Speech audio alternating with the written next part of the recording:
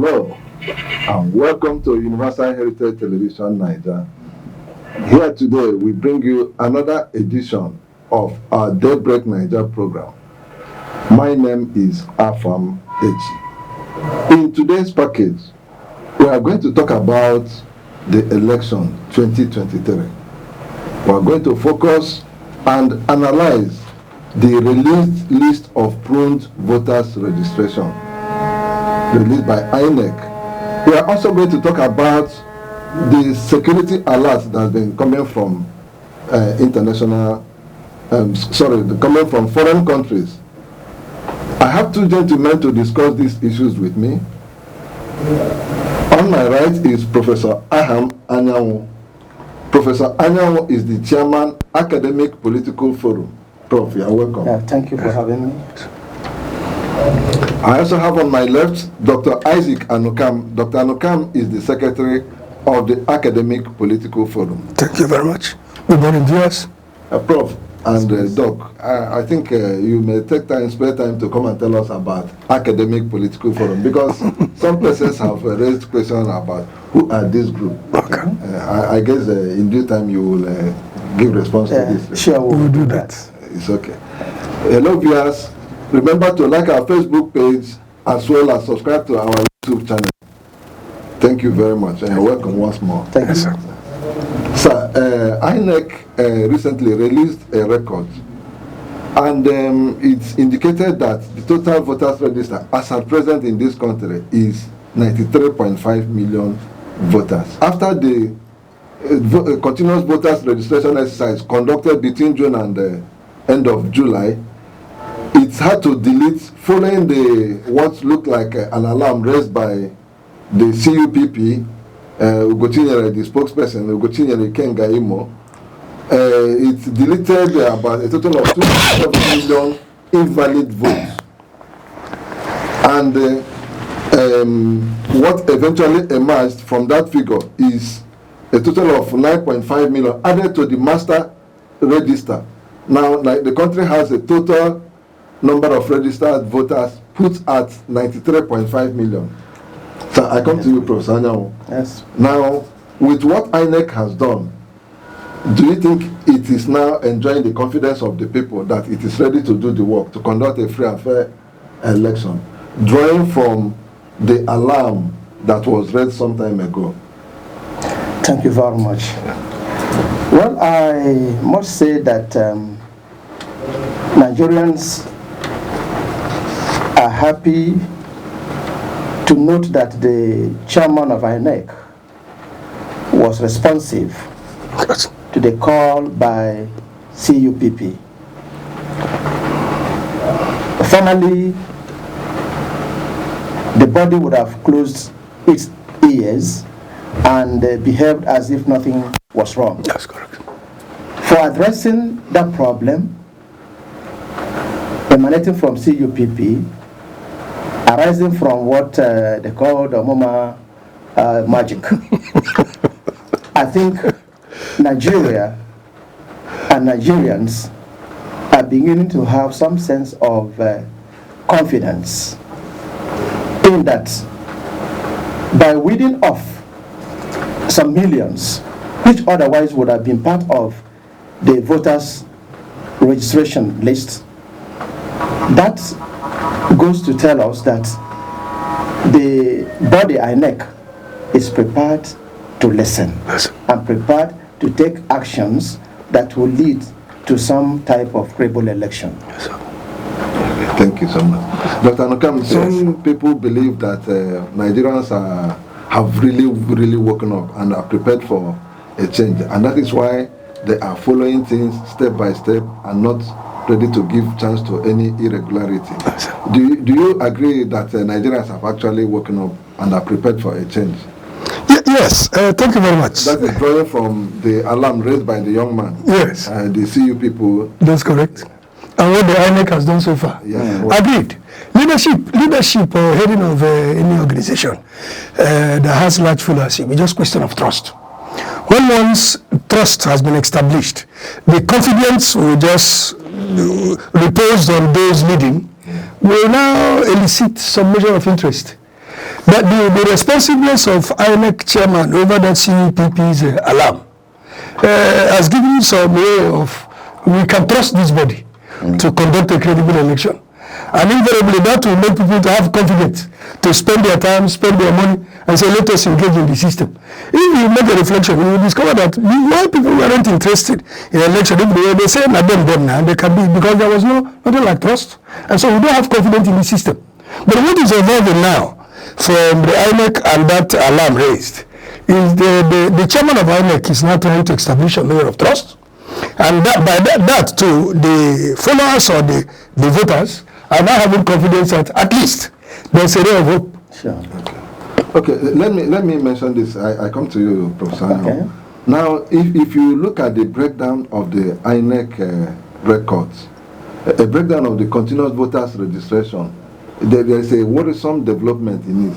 The level of infraction, what people, whether political parties or whoever, the people that committed irregularity, the number of invalid voters found in the system is very, very disturbing, 2.7 million. And if you break it down, Bayelsa topped the list with 307,513 invalid votes. That's invalid registration. Invalid registration. Now, that is followed by Ebonyi State that had a record of 240,063 invalid registrations. Now, the question is, who are the perpetrators of these irregularities? Okay, I think the point is they had given us figures without giving us the reasons behind those faults. Now, let me explain. Let me help you here. Okay. INEC described invalid voters as those who were involved in double registration and underage persons and clearly, outrightly fake registrations. Fake registrations. They all fall into these groups. And the total 2.7 million. But if you break it down, Bayelsa topped with 307, followed by Ebonyi 205. Imo had 40,237. Okay. And then down the line, the list is Zamfara that had 26,000. 26,000. Yes. Well, if the reasons have been adduced and we have no basis to fault them, then what they had done cannot be questioned. It could be that people had registered first and again went back to register another time. Yes. And they said if you had double registration, you would be delisted. So if that is a policy and they're following it, fine, no problem. What destroys an issue is when there is no known criteria That's good. for which you are doing an act. Very, very good. If you have some criteria and you are following that to the letters, nobody will fault you. That's it, sir. That's it, girl. Okay. Dr. Anukam, if you look at the table, virtually all the 36 states were involved in this infraction. That means, can it be interpreted to mean that all the states wanted to rig the because but Bayelsa topped, I said earlier, Bayelsa topped, and the list is coming from Zamfara with 26,000. Some had 60 something, some 70 something, Anambra 90 something, just down the line like that. Yes. So our Imo, where the alarm, there was so much alarm raised around Imo. Yeah. But Imo had only 40,000. Okay. 40,000, and it is said to be coming around Omuma in one ward. Okay. So in this case, would you think that virtually all the governors or all the states had the appetite to rig, but some had stronger appetite? So how would you see it? We can't draw that conclusion. But if you're looking at the level of that infraction, we're talking about those who registered double, who did double registration, Fake registration. fake registration. That you cannot blame on the governor or the political parties. You also talk about those who wrongly registered too, who have some mistakes in their documentation. That too you cannot blame the governors or the parties. But when we are talking about the ones with fake name, They said the requirement is that your passport has to be taken while the person is present. But those infractions are saying that those passports were some albums that were previously made and the photographs were taken.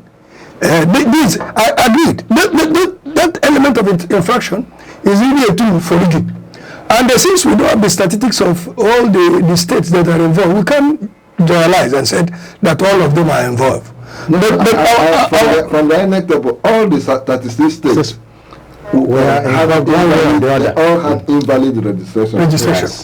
That's why we can't blame the governors. Now, or the parties. You said we can't blame the governors, we can't blame the parties. So who are those to be blamed? Who originated this fake registration? How did they come into INEC? That's where I'm coming now. Yeah. INEC have also told us in recent time about 28 or thereabout of their staff have been identified.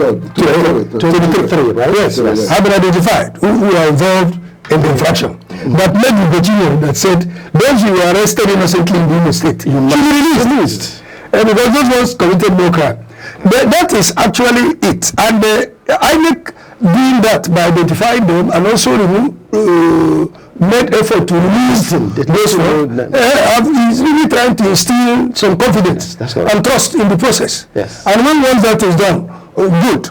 And what we are saying here, they should continue to also continue to look at that registration. Now looking at the number, as you said, the 93 million and all that, and the spread. Is there any hope for some parties? Is there no hope for? There are. Because let's look at Southeast. Southeast seems to be the least of the registration. Yes. But we cannot say that all the Southeast are residing in a Southeast geographical setting.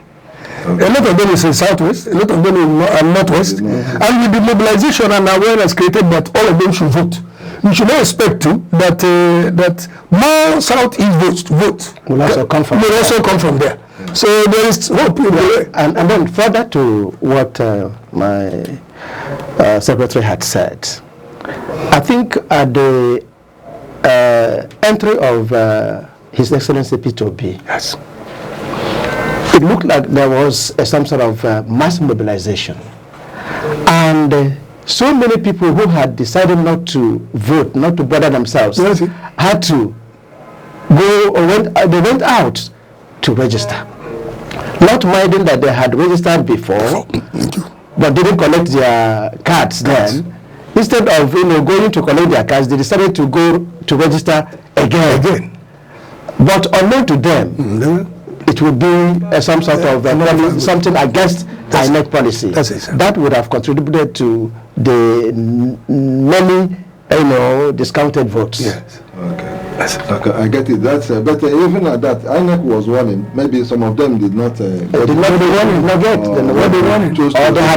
done that before the warnings came to them. Whatever. So what actually we are saying that it cannot be pigeonholed to the governors going to rig the election or the political parties. So many other factors would have contributed as enumerated by INEC itself. Yes, that's it. We have no reason to begin to go outside what they had said were the reasons for delisting these registrations. Yes.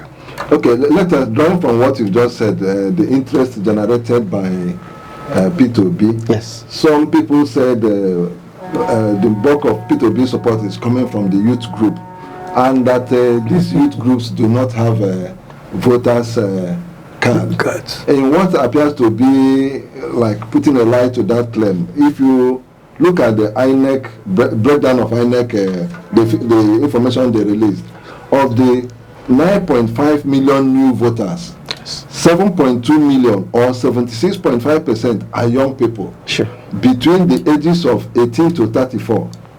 And the statistics also reveal that the women are a little bit slightly higher than the men. Okay. So what does this say to you? Does this imply now that Nigerian youths have woken up and are ready to take their destiny in their hands? Yes. Because some people are saying, this statistic is now showing that 18 youths between 18 years and 34 years constitute 7.2 million of the 9.5 million. Thank you very much. So what does it say to you? Well, it has a message for all of us, even for the politicians. And I want to say it was the Lord's doing that Nigerians are experiencing the problems we are experiencing now. Yes, sir. But not the youths who had been on the suffering end of it, Yes, sir. to realize that there must be a change if they are going to make a living in Nigeria. That's correct, sir. Therefore, it was not a surprise that the majority of them had to come out to register, having seen a ray of hope in Peter Ob's entry into Labour Party. Thank you very much. So, I believe with their entry, with mobilizations going on, there's going to be a type of shift that had never been experienced in Nigeria in this election. Yes, sir.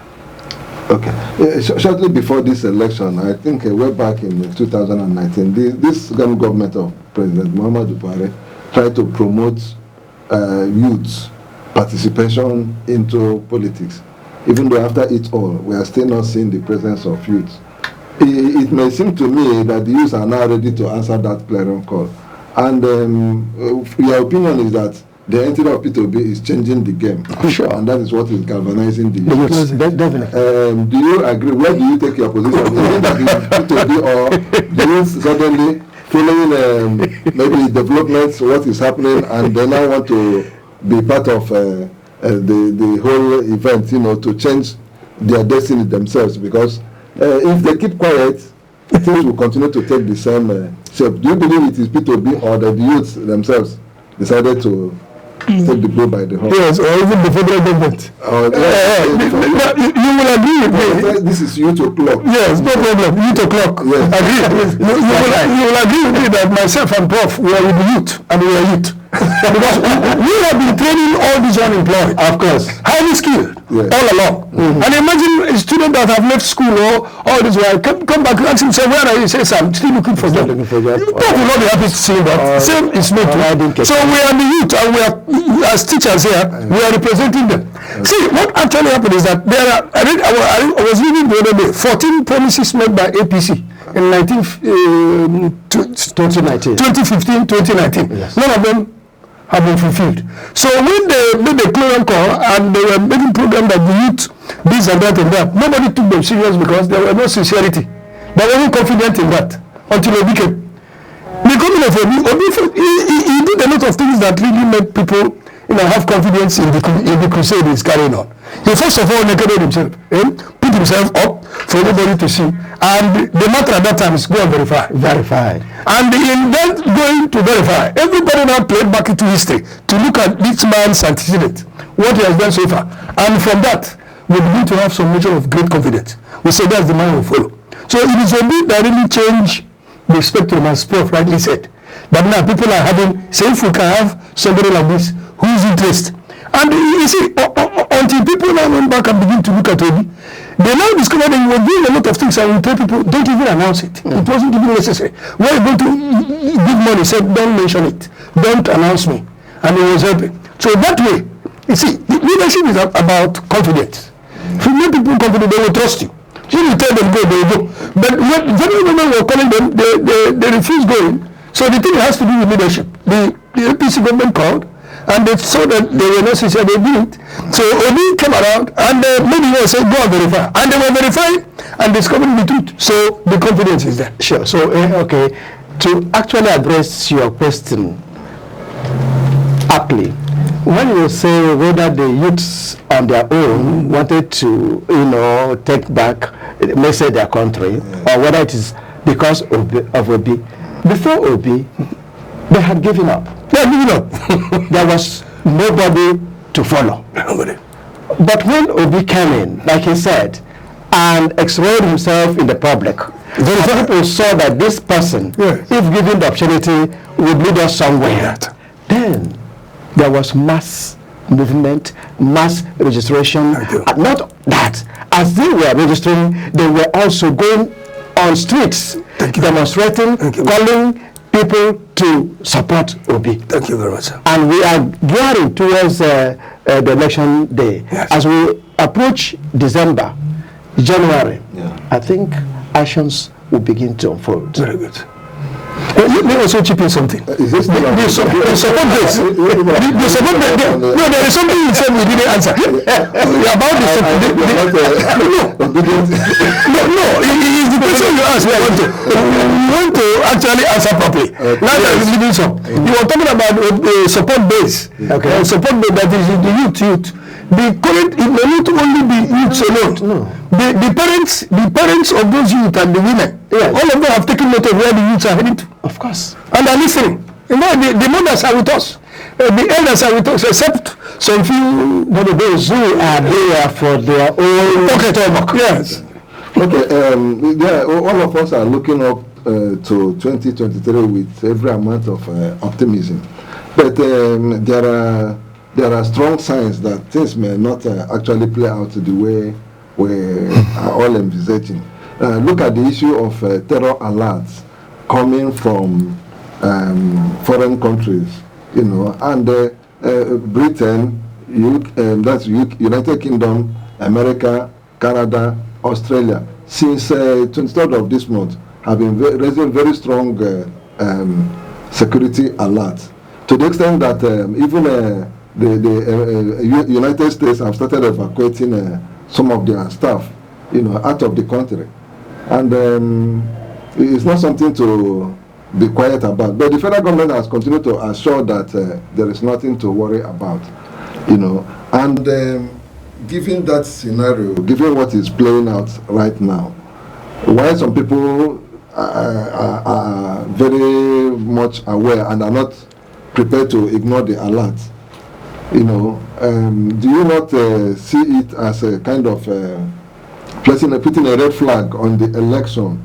You know, so what do you think is going to happen if the violence begin to escalate?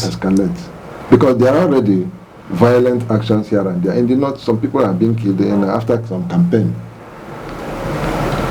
APC, at least I know, have experienced one. So what do you make out of your personal?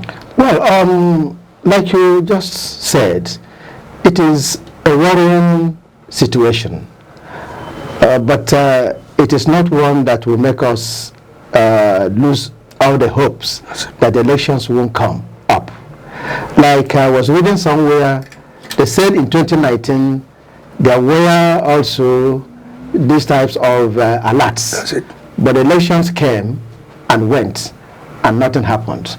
But the situations now, I believe, are worse than what we had in 2019. Having said that, the only worrying aspect is that the government of Buhari is not sincere in putting down these violences in any form. So we have to be gradual and be steady in still prosecuting the campaigns. That's it. While watching the environment. Very good. Okay, Dr. Makam. Yes. The former Foreign Affairs Minister, Professor Bolaji Akinyemi, you know, has also, in relation to what I just said, advised the parties to suspend their campaign, you know, following this terror alert. Now, if this were to happen, the parties are reacting to that differently. Labour Party said they are going ahead with their campaign. I think they have a rally at Nasarawa also. Okay. Then APC said they are prepared to listen to whatever is coming from the government, the security angle. And PDP said they are watching the situation and they are studying it. You know, all the other parties have their different reactions. Now, if they were to suspend campaign, would you not think that the voters will be certain it will remove the flavor in the election, you know? So how do you see that? Okay, the issue, like Prof rightly said, we can't lose hope. And there's this philosophical underpinning. He who observes the sky can sow. There's lion in the bush, there's lion in the bush. You sit at home, you won't plant. So in our parliament, we said, who's a John Wokenigli? So we can't lose hope. The campaign and every effort for this election must really continue. And even more so, we should have a positive outlook on it. Bearing in mind that the expectation is good to have a good positive expectation, not negative. Because the things you fear most usually come upon those that fear those things. That's correct. But the expectation of the righteous man, as we read through the scriptures, cannot be cut off.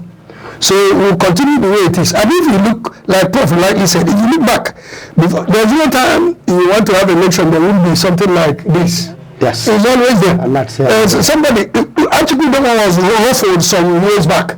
Nobody saw him and said, what is happening? I said, my brother, the struggle for power is not an easy one. They offered him. He said, the struggle for power is what, and nobody will give it to you. You go there and shove them, they will shove you.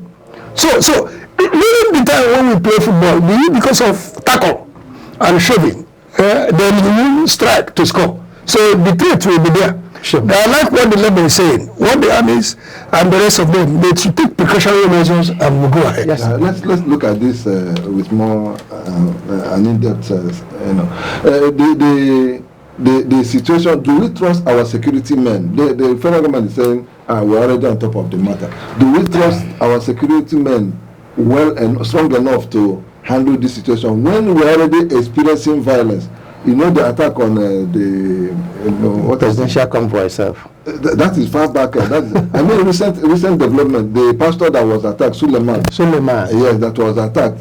Not quite long before that, the senator in Oba was attacked. His convoy too, and much more recently in somewhere up there in the north. I can't remember the state right now, but two persons, 2 lives were lost in a campaign in a train of one of the, I think it's APC. Okay. You know, and there are so many other pockets of insecurity here and there which are not reported, which is not in public domain. Do we trust our security? If when they are there, they have always had assurances coming from them, and things have continued to happen. Now, we cannot just dismiss what is coming from the international community. Well, I think yes, the international community find they are reporting to us of terror possibilities. Yes.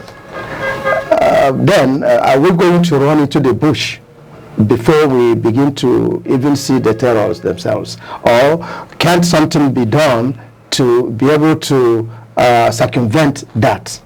We are believing, yes, we know that the government of Buhari has so far failed us in security issues. It has been giving us, assurances which have not really materialized to any meaningful something.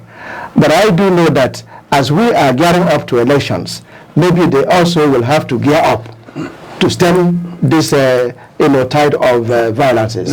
But again, you see what happened in Anambra State when the election came up.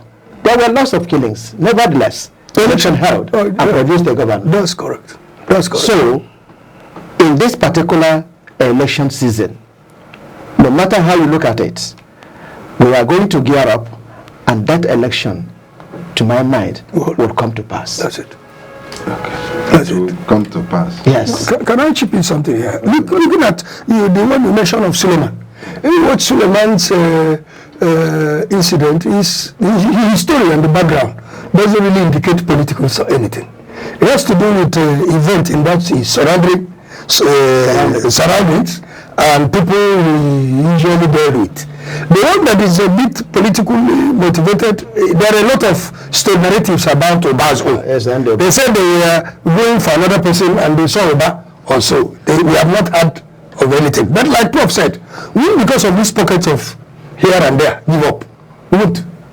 It's in the approach, and it's in the approach, and you have to be ruffled. And all we need to do is to take precautionary measures. Yes. Then furthermore too, the Nigerian security setting is strong and good. All they need is a little bit of intelligence. Intelligence and firm directive. Yes. Coming from the right quarter. Yes. Because if the president is sincere and gives the right directives, they will implement. That's correct, sir. That's correct. Okay. That's correct. Prof, let me ask you, what should we expect from the 2023 election? In your mind, how do you think you want things to pan out? That's a kind of giving legitimacy to the election, the various roles of the stakeholders. Yes. As a matter of fact, when you are in election season, you have political parties, you have the candidates running under these parties.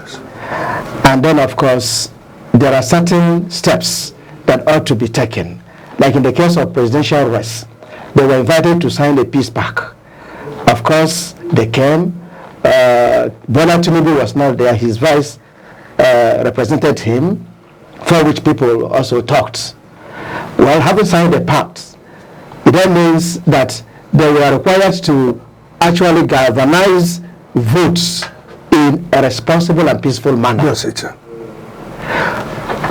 If they do that, and then of course they do not engage talks unnecessarily, and then INEC does its own job, and there are no compromises here and there. That's correct. Then of course the outcome will be acceptable to Nigerians. But if, for instance, what happened in 2019 repeats itself again, this time there might be dissensions. For instance, What happened in 2019? now why smart card readers were deployed in South, they were not deployed effectively in the North. Yes. So that while the Southern electorates were compelled to key in, read and listen, that took a lot of time. Some of them were disenfranchised, Yes. but in the North, they said it was not working and they just returned figures anyhow. That's it. That's Now it. we have beavers. Beavers. If the beavers is to be deployed, let it be deployed equally in the South and in the North. It's not. So that whatever reports that come in will be acceptable to everyone. Yes, it's And that way, the outcome of the results will also be acceptable, and there will be no problem. But if otherwise, people are going to kick against such, compromises or things that will be interpreted to be election rigging. yes. Do you have anything to add? Yes, I think Prof have said it all. Prof have said it all. I think I accept everything he said. Okay. Now let us play a kind of mind game. Everybody is looking up to P2B to clinch victory. Everybody, if you look at his million-man march all over the state. Now, we had a situation like this some time ago. Remember the period Abiola won the election and he never smelled power. That's correct. There are insinuations here and there that P2B is coming to reform the system. And we already have a very bad system that those who are operating it do not want any change because it benefits them. Now, what if it plays out that after it all, P2B did not win? What do you think is going to be the reaction of the people? God forbid. These are possibilities. We're looking at the possibilities. Yes, we're looking at yes. I said God forbid because these other two political parties, we have seen them over the years. And we just know that for honest indication, black and white, they have nothing to offer Nigeria. Nothing new to offer. So Obi has came. I remind you, the power of incumbency, APC government is in charge. And they have all the machineries, all the tools, whether it is security, whether it is INEC, whatever it is. It is at their disposal. Thank you for the power of incumbency. The judiciary, everything. So when you are sounding so confident, I want you to understand, we operate a peculiar system, the Nigerian factor in everything. That peculiarity will drop this time. that peculiarity will come down, will really come down this time. Agreed. There are precedents also to show us that at various points in time, the incumbency have lost. The incumbency have lost election. Okay. Kenya in question is... And besides, Buhari is not coming back as the president. And for moments indication, yes, if you look at Buhari, his body language, he's not taking to any... If you read the man, he's not taking to any party. Okay. He going on to hand over to somebody who will do better and improve the water. Because in recent time, he have really seen how the country has been. Yeah? So the Abiola's situation will not arise. That was the years past. It won't arise.